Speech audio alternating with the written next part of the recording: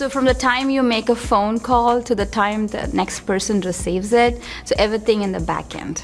My dad gave me $5,000, and $5,000 was quite a bit of money at that time. I already had Lucent Technologies for my customer, and I was working on one specific product line, which is the wireline switch 5ESS. 5ESS deployment is pretty complex. Things just didn't fall in place. I had to work towards it. I used to get calls every day. Believe it or not, in the first 2 years of being in business, we worked in like 18 countries. Before I knew, I was global.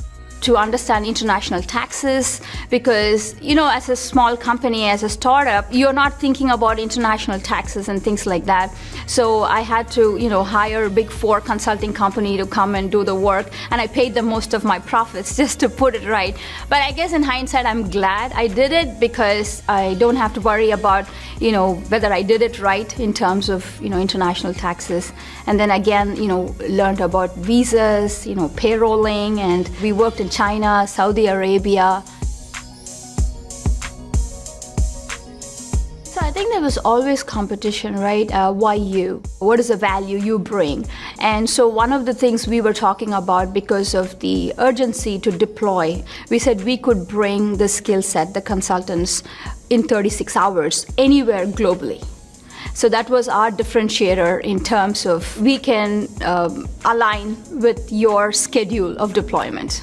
I think what was important is customers that we were serving, they were already Fortune 100. It was a little stressful in terms of getting it right, and also walking the talk.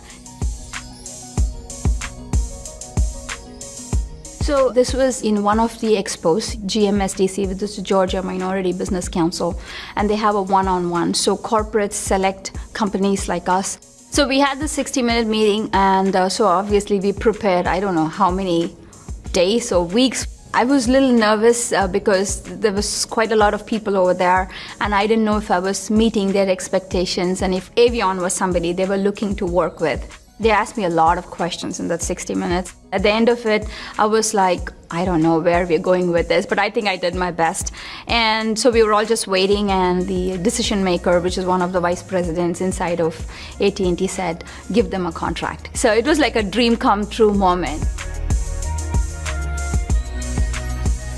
So when we got started, most of the work we did was through AT&T's Prime, which is the OEMs. Avion has been part of the 3G launch, has been part of the 4G launch. But over time, 2 or 3 years, once we have proven our capability to work with the OEMs, then we were given some opportunities to work directly with AT&T, but still we would work in areas where we are not working directly with the OEMs. So we would kind of stay within our non-compete with the OEMs and still be able to work with AT&T. This year has been very significant for us. We just signed up with AT&T as a turf vendor. Now we're with the big leagues, so it kind of makes me nervous and excited at the same time.